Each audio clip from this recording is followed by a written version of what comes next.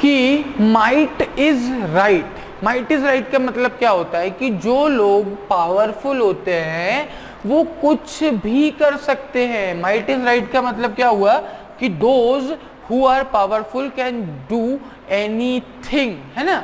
और ये चीज एक डेमोक्रेटिक सोसाइटी में एक्सेप्टेड नहीं है, ये डेमोक्रेटिक सोसाइटी में नहीं चल सकती। आप डेमोक्रेटिक सोसाइटी में ये बात नहीं कर सकते, है ना। इसका मतलब कि आप 40 लोग एक साथ घूम रहे हैं तो क्या किसी का भी मर्डर कर देंगे जस्ट बिकॉज कि वो अकेला है और आप 40 हैं तो यू आर मोर पावरफुल? बिल्कुल नहीं। There is law, there is police, there is society, है ना। तो you can not do these things, ठीक। तो ये चीज भी मर्डर से किस चीज को डिस्टिंक्ट कर रही है? क्रिमिनलाइजेशन ऑफ मॉब लिंचिंग को। तो देखिए यहाँ पे आपकी ट्रिक जो है वो काम आ गई कि भाई ए बी सी, है ना, इन तीन की मॉब लिंचिंग भी अभी हमने कराई थी और संयोग से यही हमारे ऑप्शंस भी हैं, तो तीनों ही ऑप्शन सही हैं। तो हमारा आंसर क्या निकलेगा भाइयों और बहनों? हमारा आंसर निकलेगा ऑप्शन डी, जो कि चीख चीख के चिल्ला चिल्ला के क्या कह रहा है? कह रहा है कि सारे के सारे ऑप्शन सही हैं जनाब, ठीक। तो क्या सही हुआ? सही हुआ आपका option D, all of the above, ठीक। इसके बाद नेक्स्ट क्वेश्चन है क्वेश्चन नंबर 88, है ना। क्वेश्चन नंबर 88 और देख लेते हैं। उसके बाद इस ही पैसेज में हमारे पास दो क्वेश्चन और हैं जो कि है 89, 90, ठीक। और उसके बाद ये पैसेज हमारा खत्म। फिर हम बढ़ेंगे अगले पैसेज की और अगले पैसेज को समझेंगे, उसके क्वेश्चंस को समझेंगे, उन्हें सॉल्व करेंगे, ठीक। तो इसी तरीके से हम करते जाएंगे, समझते जाएंगे और क्लाइट को क्रैक कर देंगे। एक दिन किसी को पता ही नहीं चलेगा, ठीक। तो बिल्कुल घबराना नहीं है ना। चलिए तो क्वेश्चन नंबर 88 और देख लेते हैं 88 क्या कहना चाह रहा है, उसके बाद अगले क्वेश्चन की ओर बढ़ते हैं। तो क्वेश्चन नंबर 88 के बारे में हम बात कर लेते हैं। क्वेश्चन नंबर 88 कह रहा है कि the above passage states about the existence of rumours in the area regarding the thieves and dacoits robbing the villagers और कमिटिंग चाइल्ड लिफ्टिंग, ठीक है। कि भाई ये जो पैसेज है ये बता रहा है कि उस विलेज के आसपास ऐसी कुछ रूमर्स थी कि जो डेकॉइट्स हैं, जो थीव्स हैं, वो क्या कर रहे हैं? वो विलेजेस को रॉब कर रहे हैं, विलेजेस में चोरियां कर रहे हैं, डेकॉइटी कर रहे हैं, ठीक है, डकैती डाल रहे हैं, रॉबरी कमिट कर रहे हैं, या फिर वो लोगों के बच्चों को उठा करके ले जा रहे हैं, ठीक है। In the light of this preposition which is the following statement is correct. और इस प्रपोजिशन के लाइट में हमें ये बताना है कि कौन सा पर्टिकुलर जो इन चारों में से स्टेटमेंट है वो सही है। बात समझ में आ गई? यहाँ तक बात क्लियर है कि हमें क्या बताना है ना। हमें उस पर्टिकुलर रूमर के हिसाब से हमें ये चीज देखनी है कि कौन सा स्टेटमेंट इसमें करेक्ट माना जाएगा, ठीक। बात समझ में आ गई? बात में कोई दिक्कत?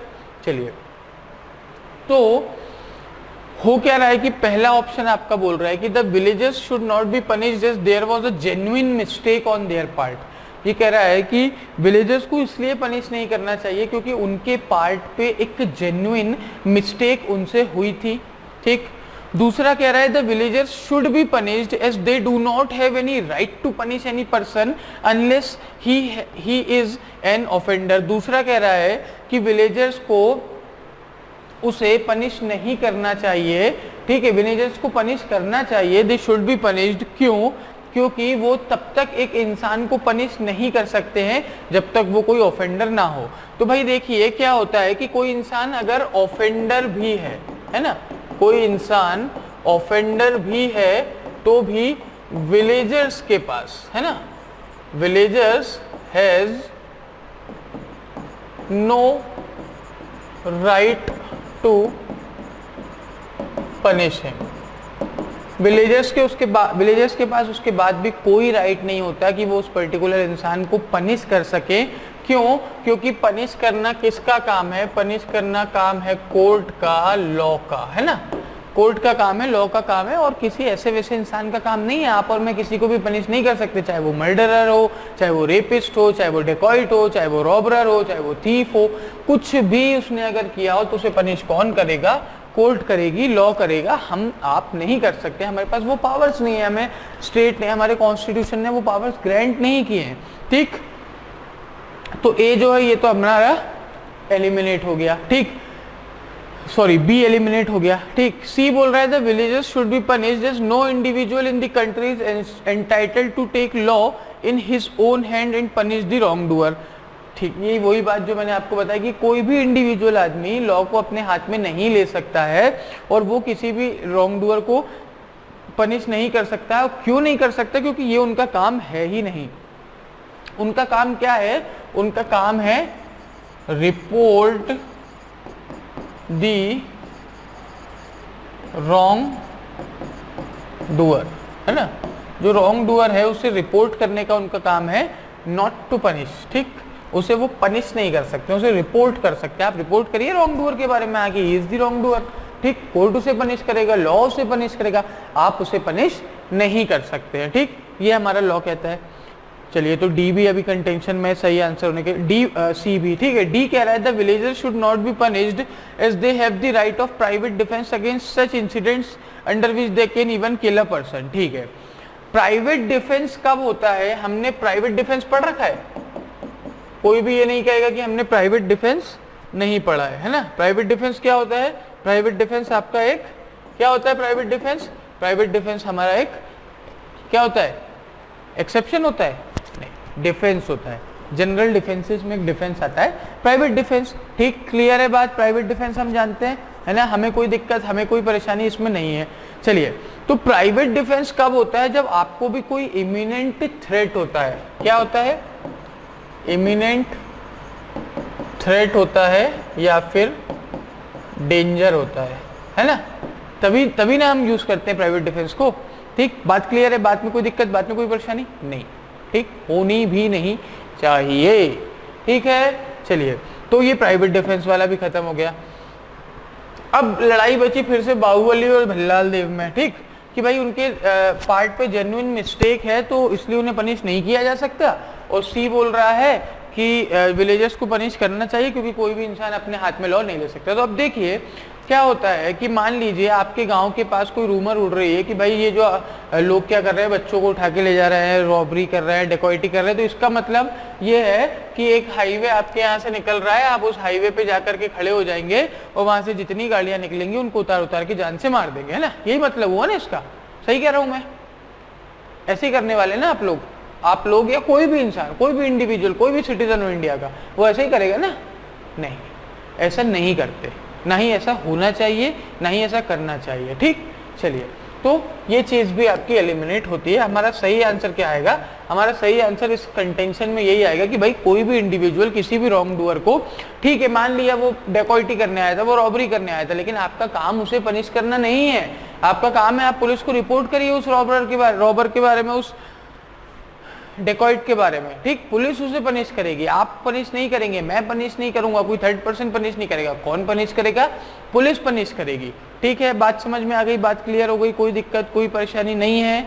चलिए, ठीक है, तो हमारा आंसर क्या हुआ कि जो विलेजर्स हैं उन्हें हम पनिश करेंगे। क्यों? क्योंकि कोई भी इंडिविजुअल इस कंट्री में एंटाइटल नहीं है किस चीज के लिए? कि वो लॉ को अपने खुद के हाथों में ले सके और किसी भी रॉन्ग डूअर को पनिश कर सके। ठीक, ये काम किसका है? ये काम है आपके कोर्ट का और जल्दी बताइए, लॉ का, है ना। Court will punish according to the procedure established by law. ठीक, क्लियर हो गई बात? चलिए, तो आगे बढ़ते हैं और क्वेश्चन नंबर 89 देखते हैं। क्वेश्चन नंबर 89 क्या कह रहा है? इसके बाद क्वेश्चन नंबर 90 भी देखेंगे, फिर 91 भी देखेंगे, 92 भी देखेंगे। देखने तो सारे क्वेश्चन है ना, कोई भी क्वेश्चन छोड़ना हमें नहीं है। चलिए, तो क्वेश्चन नंबर 89 देखते हैं क्या कह रहा है कि in the light of the above passage which of the following incident of mob violence would be justified. ये कह रहा है कि ये जो पैसेज में हमें दिया गया है, इसको पढ़ने के बाद जो मॉब वायलेंस हुआ है ना, जो फॉलोइंग इंसिडेंट हुआ है, ठीक है, वो कैसे जस्टिफाई किया जा सकता है। ठीक है, इनमें से कौन सा स्टेटमेंट है जो जस्टिफाई कर रहा है। अब यहाँ पे आपकी वही ट्रिक आ गई है कि हमें 3 पढ़ना है और तीनों गलत है, तो नन ऑफ द अबव हमारा आंसर हो जाएगा, है ना। ठीक है ना, बात समझ में आ गई? चलिए, तो पहले हम तीनों ऑप्शन देखते हैं, एक एक करके उन्हें एलिमिनेट करते हैं। अगर हो जाते हैं तीनों एलिमिनेट तो नन ऑफ द अबव हमारा आंसर आएगा, नहीं होते तो तीनों में से कोई एक चीज होगी जो जस्टिफाई कर रही होगी उसे, है ना। तो देखते हैं गलत काम को क्या जस्टिफाई करता है भाई। चलिए, तो बात करते हैं क्वेश्चन नंबर 89 की। क्वेश्चन नंबर 89 के 4 ऑप्शन है, चारों ऑप्शन को हमें समझना है, देखना है, पढ़ना है और फिर बताना है। चलिए, तो आगे बढ़ते हैं और देखते हैं क्वेश्चन नंबर 89 का ऑप्शन ए।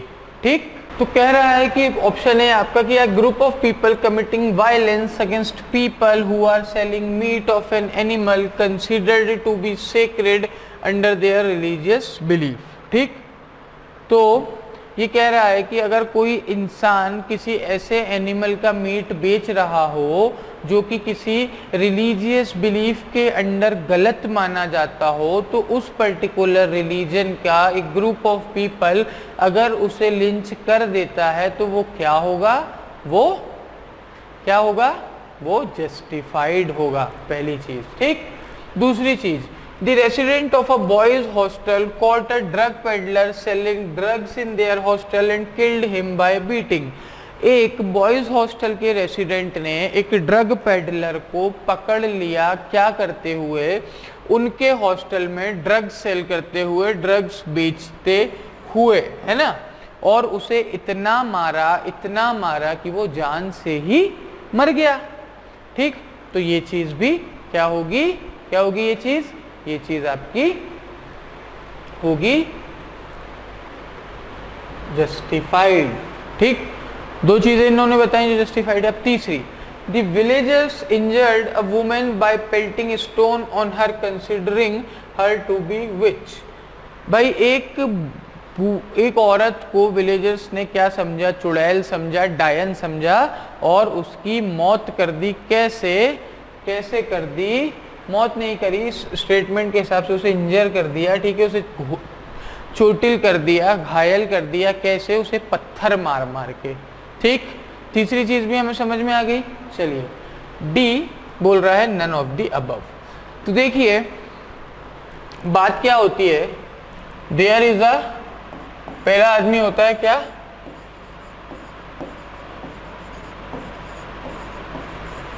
Wrong doer.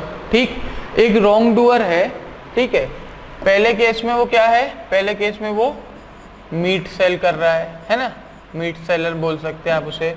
दूसरे केस में वो क्या है, दूसरे केस में वो ड्रग पेडलर है। क्या है, ड्रग पेडलर है। और तीसरे केस में वो क्या है, तीसरे केस में वो आपकी एक विच है, चुड़ैल है, डायन है। बात समझ में आ गई, बात क्लियर है, बात में कोई दिक्कत, बात में कोई परेशानी नहीं।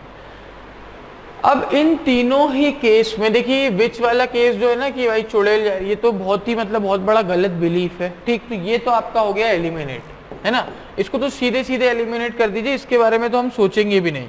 ठीक है, क्योंकि ये तो लॉ से भी कहीं से कहीं तक रिलेटेड नहीं है। कोर्ट में अगर ये जाकर के बोलेंगे कि साहब वो जज साहब वो तो चुड़ैल थी इसलिए हमने मार दिया, तो जज साहब पहले इन्हें वहां पीटेंगे, उसके बाद फैसला सुनाएंगे, है ना, समझ गए बात को। तो पहले दो ऑप्शन की हम बात करते हैं, मीट सेलर, ड्रग पेडलर। ठीक है, मान लीजिए कोई ऐसा मीट है, देखिए ड्रग्स तो इंडिया में क्या है, बैन है। मैं तो कहता हूँ कोई ऐसा मीट भी है जो इंडिया में क्या है, बैन है ना। तो अब इन दोनों में वो अनलॉफुल है। ये दोनों चीजें कैसी हैं, दोनों चीजें अनलॉफुल है। इस बात को हम समझ गए कि दोनों चीजें अनलॉफुल है ना। अब अनलॉफुल काम वो कर रहा है, अगर वो अनलॉफुल काम कर रहा है तो वो क्या हुआ, वो हुआ आपका, क्या हुआ, वो हुआ आपका रॉन्ग डूअर, है ना। क्या हुआ, वो हुआ आपका रॉन्ग डूअर। ठीक है, अब वो रॉन्ग डूअर है तो उसे क्या मिलनी चाहिए, उसे मिलनी चाहिए पनिशमेंट। क्या मिलनी चाहिए, उसे मिलनी चाहिए पनिशमेंट। पनिशमेंट मिलनी चाहिए रॉन्ग डूअर को, बिल्कुल मिलनी चाहिए। तो हम कहेंगे कि पनिशमेंट कौन देगा, पनिशमेंट देगा लॉ, है ना, कोर्ट। ठीक, लॉ देगा, कोर्ट देगा पनिशमेंट। और कोई दे सकता है, नहीं दे सकता। क्यों, क्योंकि कोई भी individual law in his own hands,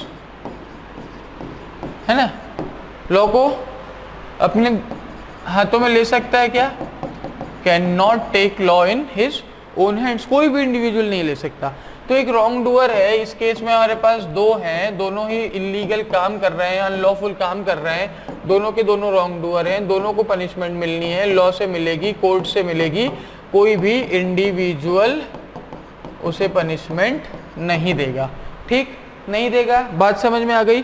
तो अगर कोई भी इंडिविजुअल उसे पनिशमेंट नहीं दे सकता, इसका मतलब क्या होता है, इसका मतलब होता है कि जो मॉब लिंचिंग की हम बात कर रहे हैं ना, जिस मॉब लिंचिंग की हम बात कर रहे हैं वो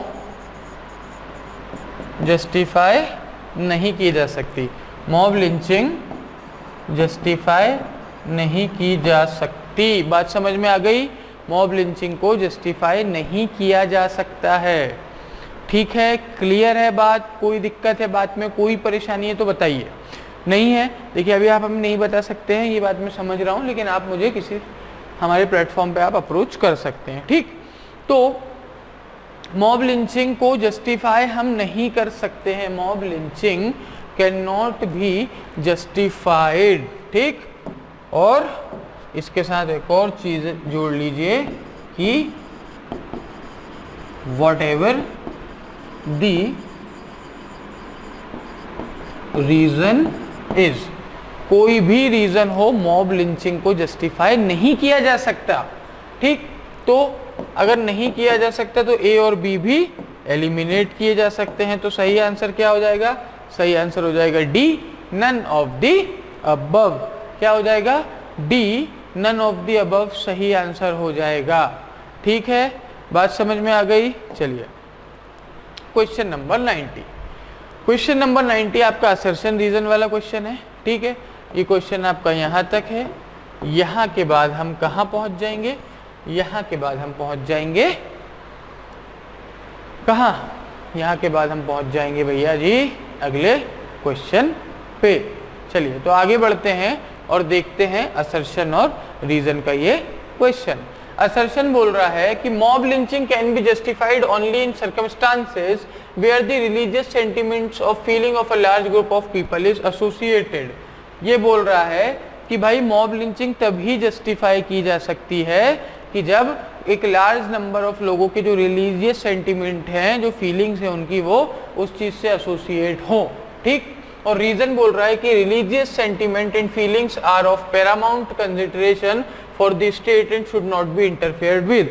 और ये कह रहा है कि जो रिलीजियस सेंटिमेंट होते हैं लोगों के, ठीक है, जो उनके रिलीजन से, जो उनके धर्म से संबंधित है ना, जो उनके भाव होते हैं, जो उनकी फीलिंग्स होती हैं, ठीक है, जो वो क्या होते हैं, वो होते हैं पैरामाउंट कंसिडरेशन, मतलब उनसे ज़्यादा कोई किसी चीज़ को कंसिडरेशन नहीं देती है स्टेट, और उनसे आप इंटरफेयर नहीं कर सकते हैं। ठीक है, तो देखिए सबसे पहले देखते हैं हम असर्शन। अब आप बताइए कि अभी हमने क्या बात करी कि जो मॉब लिंचिंग है ना, मॉब लिंचिंग जो है उसको हम जस्टिफाई नहीं कर सकते हैं। मॉब लिंचिंग को हम जस्टिफाई नहीं कर सकते हैं whatever the reason is. Whatever the reason is, हम मॉब लिंचिंग को जस्टिफाई नहीं कर सकते हैं। ये बात क्लियर है हमारे दिमाग में, है ना। तो इसका मतलब क्या हुआ कि हमारा असर्शन गलत है। क्यों गलत है? क्योंकि ये तो कह रहा है कि हाँ भाई मॉब लिंचिंग को हम जस्टिफाई कर सकते हैं, पर हम तो सीधे सीधे बात कर रहे हैं कि भाई रीजन कुछ भी हो, रीजन मीट से रिलेटेड हो, रीजन रिलीजन से रिलेटेड हो, रीजन ड्रग्स से रिलेटेड हो, रीजन मर्डर से रिलेटेड हो, रीजन आपके इंटिमिडेशन से रिलेटेड हो, रीजन आपके वैलिड मिस्टेक से रिलेटेड हो, रीजन कुछ भी हो, आप सिर्फ एक रॉन्ग डूअर को क्या करेंगे, रॉन्ग डूअर को आप रिपोर्ट करेंगे और कुछ भी नहीं करेंगे। रॉन्ग डूअर को आप रिपोर्ट करने वाले हैं और कुछ भी नहीं करने वाले हैं। ठीक है, आपके पास कोई राइट नहीं है कि आप उसे मारे पीटे या कुछ किसी भी तरीके का कोई कदम उसके अगेंस्ट उठाएं। बात समझ में आ गई? बात क्लियर है? चलिए, तो ये बात हम समझ गए कि हमारा असर्शन जो है वो इनकरेक्ट है। तो अगर असर्शन हमारा इनकरेक्ट है तो जो ऑप्शन ए बोल रहा है both A and R are correct, वो हमारा हो जाता है एलिमिनेट। ठीक, फिर ऑप्शन बी बोल रहा है A is correct, R is incorrect, वो भी हमारा हो जाता है क्या? इनकरेक्ट। क्यों? क्योंकि बोथ ए एंड, ठीक है, क्योंकि इन दोनों में ही इसने क्या बोला है, ए को करेक्ट बोला है और ए करेक्ट नहीं है। इस चीज से हम निश्चिंत हो चुके हैं। अब हमने कॉन्स्टिट्यूशन भी पढ़ा है, सब कुछ पढ़ा है।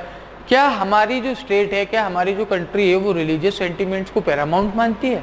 क्या वो ये कहती है कि हाँ अगर आपकी रिलीजियस फीलिंग हर्ट होती है तो आप किसी को भी गोली मार दीजिए, किसी का भी मर्डर कर दीजिए? क्या कहीं भी हमारे कॉन्स्टिट्यूशन में, कहीं भी हमारे किसी भी लॉ में, या हमारी स्टेट की कोई भी पॉलिसी ऐसा बोलती है कि हाँ भाई अगर आपके धर्म के साथ कोई छेड़छाड़ करता है तो जाइए गोली मार दीजिए, हम आपको छूट देते हैं? ऐसा कहीं लिखा है? ऐसा कहीं हो रहा है? कहीं नहीं हो रहा है, कहीं नहीं लिखा है। तो ये मान लीजिए आपका जो रीजन है वो भी क्या है, वो भी इनकरेक्ट है। कैसा है? रीजन भी आपका इनकरेक्ट है। समझ गए बात को? तो असर्शन भी इनकरेक्ट है, रीजन भी इनकरेक्ट है। चलिए, तो यहां पे ऑप्शन डी में बोल रहा है कि रीजन करेक्ट है ना, तो ये भी एलिमिनेट हो गया। तो बचा ही क्या? Both A and R are incorrect. तो ऑप्शन सी हमारा सही हो गया। क्या सही हो गया हमारा? हमारा ऑप्शन सी सही जवाब हो गया।